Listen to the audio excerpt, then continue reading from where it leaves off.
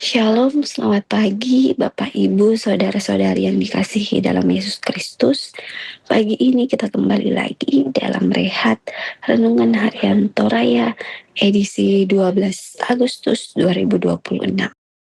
Sebelum kita membaca dan merenungkan firman Tuhan, mari kita satu di dalam doa, kita berdoa. Tuhan yang penuh kasih, terima kasih untuk penyertaan-Mu dan kesempatan yang Engkau berikan kepada kami untuk memulai hari yang baru ini. Saat ini kami akan merenungkan firman-Mu, bukalah hati dan pikiran kami agar dapat memahami kehendak-Mu dan menerapkannya dalam kehidupan kami. Berkatilah kami sepanjang hari ini, tuntun setiap langkah kami dan mampukan kami menjadi berkat bagi orang-orang di sekitar kami. Dalam nama Tuhan Yesus kami berdoa. Haleluya. Amin. Pembacaan kita pada pagi hari ini terambil dari Ibrani 11 ayat 17 sampai ayatnya yang ke-28. Firman Tuhan, karena iman maka Abraham tatkala ia dicobai, mempersembahkan Ishak, ia yang telah menerima janji itu rela mempersembahkan anaknya yang tunggal, walaupun kepadanya telah dikatakan keturunan yang berasal dari Ishak yang akan disebut keturunanmu, karena ia berpikir bahwa Allah berkuasa membangkitkan orang-orang sekalipun dari antara orang mati. Dan dari sana ia seakan-akan telah menerimanya kembali. Karena iman, maka Ishak sambil memandang jauh ke depan memberikan berkatnya kepada Yakub dan Esau.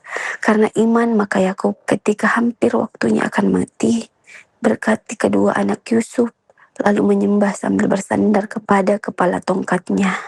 Karena iman, maka Yusuf menjelang matinya memberitakan tentang keluarnya orang-orang Israel dan memberi pesan tentang tulang berulangnya.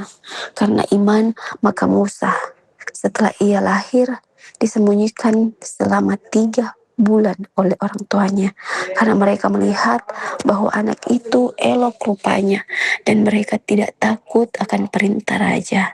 Karena iman, maka Musa setelah dewasa menolak disebut anak putri Firaun, karena ia lebih suka menderita sengsara dengan umat Allah daripada untuk sementara menikmati kesenangan dari dosa.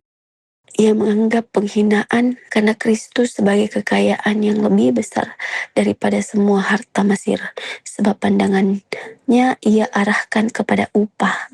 Karena iman, maka ia telah meninggalkan Mesir dengan tidak takut akan murka raja. Ia bertahan sama seperti ia melihat apa yang tidak kelihatan.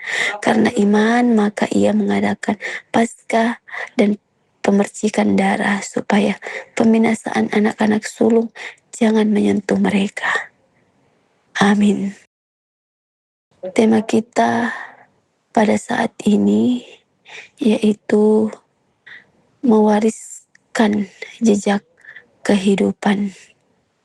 Umpamanaran tengkana katuan. Kita sering berjalan mengikuti jejak. Di hutan, jejak kaki menolong orang menemukan arah. Dalam hidup, jejak bisa berarti warisan yang ditinggalkan pendahulu berupa nilai, keputusan, dan keberanian mereka. Di zaman digital, kita juga bisa mendengar ungkapan jejak digital. Apa yang kita unggah dari ini akan tertinggal lama. Jejak menunjukkan siapa kita dan kemana kita menuju. Iman pun meninggalkan jejak. Bagian ini kembali menyapa jemaat yang sedang letih, tertekan. Sebagai generasi kedua orang percaya yang hidup dalam penganiayaan yang berat karena kepercayaannya kepada Yesus, mereka menghadapi resiko kemunduran iman. Penulis Ibrani menghadirkan Abraham dan Musa sebagai saksi iman di masa lampau. Abraham mempersembahkan Ishak karena percaya bahwa Allah setia pada perjanjiannya. Musa meninggalkan kenyamanan hidup di istana Mesir karena memandang Allah dan janjinya. Tindakan mereka bukan sekedar dorongan dari dalam diri, melainkan letakkan dalam karya anugerah Allah yang memelihara umat pilihannya. Jalan hidup mereka yang didasarkan pada iman menjadi jejak yang terus diingat dan menjadi salah satu petunjuk bahwa ribuan tahun sesudah mereka berlalu secara fisik, kita diajak untuk mewariskan sesuatu yang sangat berharga bagi anak cucu atau generasi kita, yaitu jejak-jejak iman melalui jejak hidup kita.